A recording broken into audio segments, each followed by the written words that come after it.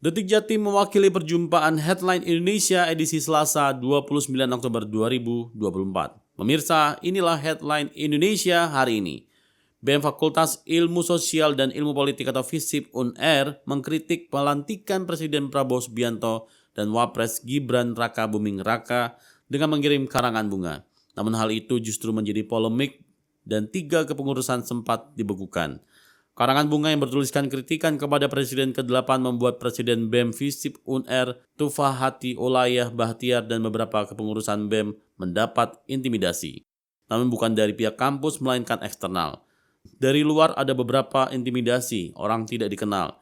Saya belum bisa memetakan secara pasti, cuma yang lapor kurang lebih ada 5 orang. Semua pengurus BEM, demikian kata Tufa saat ditemui Detik Jatim usai pertemuan dengan Dekan FISIP UNR di Kampus B pada hari Senin.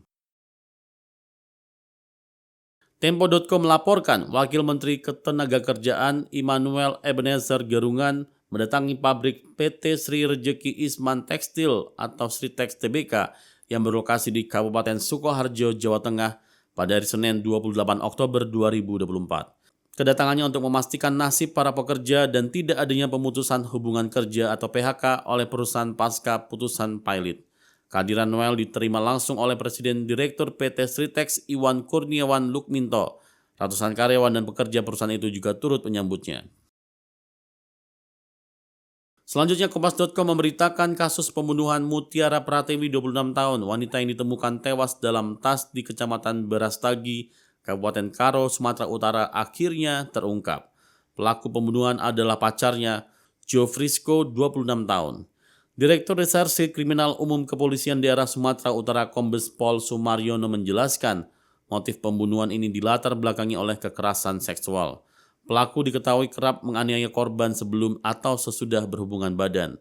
Tindakan penganiayaan berupa pemukulan menggunakan tangan atau dengan sapu kayu di tubuh korban. Biasanya sebelum berhubungan badan, tersangka memang melakukan tindakan kekerasan dengan cara sedikit melukai badan.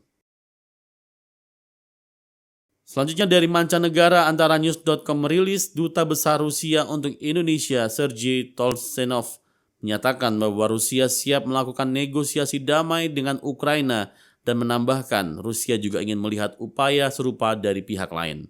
Namun dalam arahan pers di Jakarta pada hari Senin, Tolsenov berpendapat bahwa Ukraina masih belum siap untuk melakukan negosiasi damai dengan Rusia. Dia juga menilai proposal perdamaian yang diajukan oleh Presiden Ukraina Volodymyr Zelensky lebih terlihat seperti ultimatum kepada Rusia. Masih dari Kompas.com diberitakan Elon Musk, CEO Tesla dan SpaceX, yang juga dikenal sebagai salah satu orang terkaya di dunia, dilaporkan telah menjalin komunikasi rutin dengan Presiden Rusia Vladimir Putin selama 2 tahun terakhir. Berdasarkan laporan The Wall Street Journal, komunikasi tersebut mencakup berbagai topik mulai dari isu pribadi hingga geopolitik, termasuk permintaan Putin agar Musk tidak mengaktifkan layanan internet satelit Starlink di Taiwan demi membantu sekutu Rusia, Presiden China Xi Jinping. Selanjutnya Detik.com melaporkan hari kedua acara Global Harmony yang digelar Kementerian Media Arab Saudi di Al Suwaidi Park, Riyadh, Arab Saudi berlangsung dengan lancar. Para penyanyi dari Indonesia kembali memeriahkan acara untuk merayakan keberagaman di Arab Saudi itu. Sebelumnya Global Harmony atau Harmony Global merupakan bagian dari prakarsa Kerajaan Arab Saudi untuk meningkatkan kualitas kehidupan masyarakat di negara Timur Tengah itu sesuai dengan visi 2030.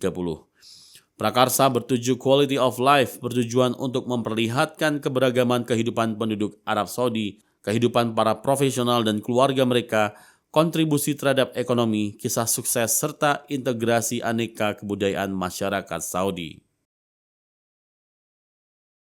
Selanjutnya, dari Jakarta, CNN Indonesia memberitakan kasus dugaan suap pengurusan perkara yang menyeret mantan Kepala Balitbang Diklat Kumdil Mahkamah Agung MA Sarof Richard dinilai bisa menjadi pintu masuk penegak hukum untuk pengusutan peradilan. Apalagi menurut Koordinator Divisi Hukum dan Monitoring Peradilan ICW, Kurnia Ramadana, terdapat petunjuk yang terang perihal penemuan barang bukti berupa uang ratusan miliar dan puluhan kilogram emas di rumah kediaman Sarof. Penangkapan mantan pejabat MA Sarof Richard oleh Kejaksaan Agung harusnya menjadi pintu masuk bagi penyidik untuk membongkar kotak Pandora mafia peradilan. Lembaga kekuasaan kehakiman, ujar Kurnia melalui sambungan telepon. Titik News memberitakan Menteri Agama Nasaruddin Umar menyampaikan soal pelaksanaan ibadah haji yang akan dikelola oleh lembaga baru Badan Penyelenggaraan Haji. Menteri Agama yakin persiapan dan pelaksanaan haji akan berjalan lancar meski ada masa transisi. Diketahui Menak Nasaruddin Umar di tengah pelaksanaan rapat kerja dan dengar pendapat yang terselenggara di ruang Komisi 8 DPR RI, Gedung Nusantara 2, Senayan, Jakarta. Rapat dipimpin langsung oleh Ketua Komisi 8 DPR RI Marwan Dasopang. Rapat ini sangat penting terutama dengan terbentuknya badan baru tersebut, kata Nasaruddin dalam rapat. Ia juga menyatakan perlu pembahasan yang intensif terkait penerapan Badan Penyelenggaraan Haji dan Umroh. Liputan6.com menyatakan Presiden Prabowo Subianto memberikan arahan kepada jajarannya untuk mengejar swasembada pangan secepat-cepatnya. Pesan ini disampaikan oleh Menteri Pertanian atau Mentan Andi Amran Sulaiman usai mengikuti retret Kabinet Merah Putih pada 25-27 Oktober 2024 di Magelang, Jawa Tengah. Menindaklanjuti arahan swasembada pangan tersebut, Mentan Amran mengatakan bahwa dirinya mendapat instruksi untuk mencapainya dalam waktu 4 tahun. Namun ia berambisi mencapainya dalam waktu yang lebih pendek, ujar Amran di kantor Kementerian Pertanian Jakarta pada hari Senin 28 Oktober 2024.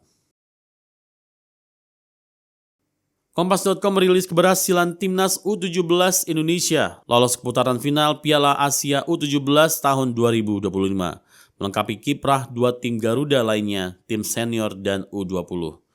Pada awal tahun, Timnas senior dan Timnas U20 juga telah memastikan diri akan berlaga pada Piala Asia 2025. Pada awal tahun, Timnas 23 juga bermain pada babak utama Piala Asia 2024 di Qatar, bahkan melaju hingga babak semifinal. Atas pencapaian bersejarah itu, yakni 4 Timnas berbagai kategori bertanding di putaran final Piala Asia, Ketua Umum PSSI Erick Thohir menyampaikan apresiasinya kepada seluruh pemain, tim pelatih dan ofisial, serta pengurus PSSI. Pemirsa, itulah Headline Indonesia hari ini.